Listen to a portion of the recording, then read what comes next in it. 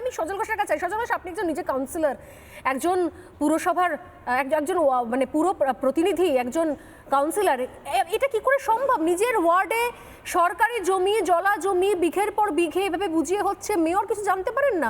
আপনারা ওয়ার্ডে যা খুশি করেন, মেয়র কি আপনাদের থেকে খবর নেন না? মানে কি করে পুরসভা চলে? ডাইরেক্টলি আপনারা যে কোনো জায়গাতে যে কোনো লোককে এনে ঢুকিয়ে দিতে পারেন, এটা কি সম্ভব? দেখুন, পুরসভা কেমন করে চলে এই প্রশ্নটা না করাই ভালো। হ্যাঁ, পুরো ঈশ্বর ভরসায় সব কিছু চলছে, পুরসভাও ঈশ্বর ভরসায় চলছে। আমি বলছি, আমি রুদ্রদার কথা শুনলাম, যথেষ্ট গুরুত্বপূর্ণ তথ্য দিয়ে কথা বলেছেন। আমার মনে হয় অন্যদের আর কিছু বলার থাকবে না। তিনি চ্যালেঞ্জ করেছেন মেয়রকে, মেয়রের দম থাকলে এই চ্যালেঞ্জকে অ্যাকসেপ্ট করুন। আমিও পারলে এই কথাগুলো আবার পুরসভাতে তুলে দেবো আগামী পরশুদিন। আমার বক্তব্য হচ্ছে, মেয়র বললেন কি, একটা সত্যি একটা কাউন্সিলরের কিছু করার নেই, যদি কেউ বেআইনি নির্মাণ করে খবর জানতে পারলে সে খবরটুকু পৌঁছে দিয়ে হেল্প করা ছাড়া। কিন্তু একজন পারেন না, একজন মেয়র পারেন না, একজন মেয়র পারেন না। এগুলো ডাহা বসে বসে মিথ্যা কথা বলছেন। কমিশনারের নিয়োগকর্তা কে? কমিশনার নিয়োগ করেন কে? মাননীয় মুখ্যমন্ত্রী। আর ফিরহাদ হাকিম, তার সঙ্গে একজন নগর উন্নয়ন মন্ত্রী। তাদের নির্দেশ ছাড়া, তাদের সলা পরামর্শ ছাড়া করা সম্ভব? না, ফিরহাদ হাকিম তো বলছেন যে আমিও দেখি আমার বাড়ির সামনে একটা জলাজমি ভরাট হয়ে গেল। মানে মেয়র অসহায়, সবাই অসহায় এর রাজ্যে। কমিশনার কিছু ভাঙতে যাবে না, মেয়র অর্ডার করবে। পুলিশকে অর্ডার দেয় কে? পুলিশ মন্ত্রী। বাকি যারা ফিল্ডে ভাঙতে যাবে তারা হচ্ছে সরকারি কর্মচারী। ডিজি বিল্ডিং এর বাপের ক্ষমতা কি আছে যে মেয়র যদি বলে এই বাড়িটা ভাঙতে হবে, সেই বাড়িটা তিনি ভাঙবেন না? যদি বলে একটু ভেঙে একটু হাতুড়ি ঢুকে চলে আসবে, হাতুড়ি ঢুকে চলে আসবে। আমি বলছি, মেয়র বললেন ওনার 10 বছরের স্বপ্ন, ওনার একটা এলাকাতে একটা প্লট আছে যেটা উনি খালি করাতে পারছেন না। আপনি বিদায় নিন, আপনি বিদায় নিন, আমরা ভালো করে একটা ফেয়ার অয়েল দেব। আমি আপনাকে বলছি, আপনার স্বপ্ন আগামী 26-এর পর যে নতুন পুরসভা হবে, সেই পুরসভা আপনার স্বপ্নকে সফল করে দেখিয়ে দেবে। কারণ সেই পুরসভা তৃণমূলের হবে না, সেই পুরসভা ভারতীয় জনতা পার্টির নেতৃত্বে হবে। সেই পুরসভা আপনাদের এই স্বপ্নকে, আপনার যে স্বপ্ন যেটা সফল হচ্ছে না, তাকে সফল করে দেওয়া।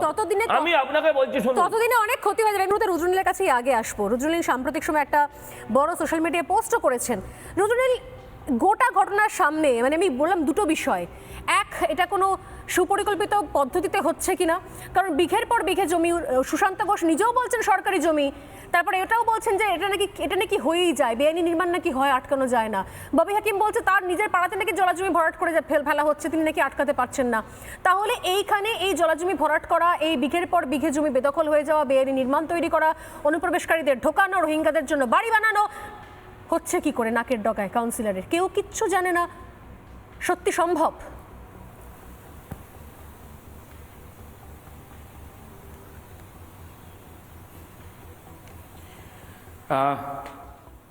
স্বর্ণালী, একটু আগে আমি কাউন্সিলর 108-এর কাউন্সিলর সুশান্ত ঘোষ, যিনি পৌর চেয়ারম্যানও বটে, এবং তার সঙ্গে সঙ্গে ফিরহাদ হাকিম, তার বক্তব্য শুনলাম। এবং দুজনকে এত অসহায়, এত সরল, মানে এত শিশুসুলভ সারল্য, আমরা যারাই এই অনুষ্ঠান দেখছি বা ওখানে প্যানেলে যে সম্মানীয় ব্যক্তিরা বসে রয়েছেন, তারা কেউই বোধহয় কিন্তু দেখেননি। নিখাদ বদমাইশি, নিখাদ এই রাজ্যকে টাকা ইনকামের জন্য কিভাবে শেষ করে দেওয়া যেতে পারে, এদের বিদায় আসন্ন নিশ্চিত হয়ে গেছে। যাবার আগে লুটতরাজ চলছে, সেই খেলাটা চলছে। মজা হচ্ছে, এটা কি চ্যাংড়ামি হচ্ছে? একজন কাউন্সিলর তিনি জানেন না। একটু আগে এই কথাবার্তা বলছিল, এই জুলকারকে নিয়ে কথাবার্তা বলছিল না, কেউ চিনি না টিনি না। আমি আপনাকে বলছি যে জুলকারকে চেনে কিনা এই সুশান্ত ঘোষ ওরফে স্বরূপ। আবার বলছি, কথাটা নিয়ে নিন, হয়তো ওনারা শুনছেন, শুনুক, প্রমাণ দিক, বলুক যে চিনি না। আমি একের পর এক আপনাদেরকে, আমি এখানে যা রয়েছে, আমি ক্যামেরাকে বলবো একটুখানি কাইন্ডলি ক্লোজ করুন, যে জুলকারকে নাকি চেনে না। এটা হচ্ছে একটা ছবি, এটা একটা ছবি। তারপরের ছবিতে আবার বলছি চলে যেতে, তারপরের ছবি আবার দেখে নিন। জুলকারকে নাকি চেনে না। আমি আবার তার পরের ছবি দেখাবার চেষ্টা করছি যে এখানে সুশান্ত ঘোষ মিছিল করছে, তার পেছনে ক্রাউড কন্ট্রোল করছে জুলকার, ও বলছে চেনে না। তাহলে কোন তারপরে উদ্দেশ্যে আবার বলছে? দেখাচ্ছি। আপনার কি মনে হচ্ছে তাহলে কোন উদ্দেশ্যে বলছেন উনি? এবার সেই ছবি কারণ সেটাও কারণ দেখাচ্ছি। শুধুমাত্র একা সুশান্ত ঘোষ করছে এটা তো নয়, কারণ মেয়র জানে, মেয়র তো দেখুন, নিশ্চয়ই মিথ্যে কথা জানেন, বলছে। মুখ্যমন্ত্রী জানেন, কেউ কিছু জানেন না। এটা তো হতে পারে না যে বিঘের পর বিঘে জমি ভেরি দখল হয়ে যাচ্ছে স্নেহের পরশ বলে নাকি। তো মেয়র এক মিনিট মেয়র আমি দিচ্ছি, সমস্ত কিছুতে আসবো। সেটা হচ্ছে যে এই জুলকারকে এখন চেনবার চেষ্টা, ববি হাকিমও চিনতে পারছে না, সুশান্ত চিনতে পারছে না। এই জুলকার এই মুহূর্তে তাদেরই প্রশ্রয় হয়ে উঠেছে প্রমোটার। কেস গন্ডগোল হয়েছে, তাই দুজনে শিশুর মতো সারল্য নিয়ে যাবতীয় ক্রাইম অর্গানাইজ করা, যাবতীয় ক্রিমিনালদের প্রশ্রয় দেওয়া, যাবতীয়ভাবে অনুপ্রবেশ ঘটিয়ে তাদের ভোটার আই কার্ড তৈরি করে ওইখানে সরকারি জমি, এবং এটার সঙ্গে মমতা বন্দ্যোপাধ্যায়ের সরাসরি যোগাযোগ রয়েছে। আমি দায়িত্ব নিয়ে কথা বলছি, ফিরহাদ হাকিম কালকে প্রেস মিট করে প্রমাণ করুন, এই সুশান্ত ঘোষ কালকে প্রেস মিট করে প্রমাণ করুন।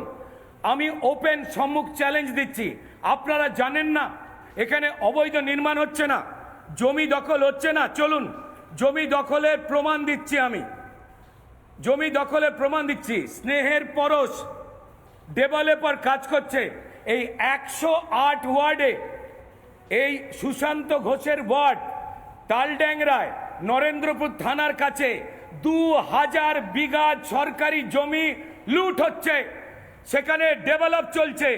নিন, আমি ভিডিও দেখাচ্ছি, ভালো করে ভিডিও চালাচ্ছি। 2000 সরকারি বিঘা, ভালো করে ভিডিও দেখুন। আমি আপনাদের পিসিআর এর আমি কানেকশন এই ভিডিও পাঠাচ্ছি। 2000 বিঘা, আবার শুনে রাখুন। আমি ববি হাকিমকে চ্যালেঞ্জ করছি, কালকে প্রেস মিট করে বলুন এই জমি কোথায় গেল, কি করে গেল। মমতা বন্দ্যোপাধ্যায় ভূমি এবং ভূমি রাজস্বের মন্ত্রী, তিনি বলুন যে এই জমি কি করে এই ডেভেলপারের কাছে এলো। এই স্নেহের পরশে প্ল্যান স্যাংশন হচ্ছে, সবকিছু হচ্ছে, মিউটেশনও হবে এরপর। মেয়র জানেন না, এটা তো হতে পারে না, এটা তো হতে পারে না। স্নেহের দাঁড়ান দাঁড়ান দাঁড়ান দাঁড়ান দাঁড়ান দাঁড়ান, আমি তো বলছি ডেভেলপারকে দেখতে চান, ডেভেলপার স্নেহের পরশ। আমি জিজ্ঞেস করছি সুশান্ত বাবু, ববি হাকিম কালকে প্রেস মিট করে বলুন এই স্নেহের পরশকে আমরা চিনি না। যদি আপনি না চেনেন তাহলে মেয়র হিসেবে এই 107 যেখানে লিপিকা মান্না কাউন্সিলর, তার পাশেই 108 যেখানে সুশান্ত ঘোষ কাউন্সিলর, এবং রাস্তার ওদিকে যেখানে অনন্যা ব্যানার্জি 109তে কাউন্সিলর, এই জায়গাগুলো হয়ে গেছে পরিষ্কার লুট তরাজের জায়গা। ওখানে সজল বাবু বসে রয়েছেন। কাউন্সিলরের মানে অবৈধ উপায়ে আমি জমি ছাড়বো, চুরি করব, লুট করব। ডিআর লটারি বন্ধ হয়ে গেছে, এখন এই মমতা লটারি মানে জমি লটারি চলছে। আর এই ববি হাকিম সেই সমস্ত জমিগুলোকে অবৈধ উপায়ে আপনি মিউটেশন করাচ্ছেন। 109তে 7 তলা হোটেল হয়েছে অনন্যা ব্যানার্জির ওখানে। বলুন এই তালডাংরাতে 2000 বিঘা জমি, এই স্নেহের পরশ, এর সঙ্গে ববি হাকিমের সম্পর্ক কি? তিনি কি করে পারমিশন দিলেন? মমতা বন্দ্যোপাধ্যায় মানুষের জমি কি করে বেচলেন? উত্তর দিন।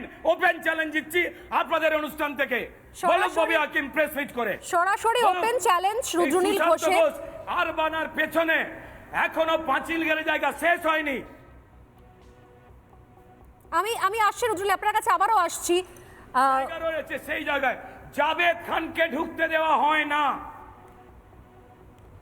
না, আপনার বক্তব্য জাভেদ খানকে ঢুকতে দেওয়া হয় না, এবং পুরোটাই হচ্ছে মুখ্যমন্ত্রী জানেন, ফিরহাদ হাকিম জানেন, এবং সুশান্ত ঘোষ তাদের স্নেহধন্য হয়ে 107, 108, 109 নম্বর ওয়ার্ডে এই পুরো গোটা কাণ্ড কারখানা চালাচ্ছেন। নানা ধরনের কন্টেন্ট দেখার জন্য লাইক করুন, শেয়ার করুন আমাদের ফেসবুক পেজ, সাবস্ক্রাইব করুন আমাদের ইউটিউব চ্যানেল। পাশাপাশি অন্যান্য ব্রেকিং নিউজের জন্য অবশ্যই চোখ রাখুন রিপাবলিক বাংলায়।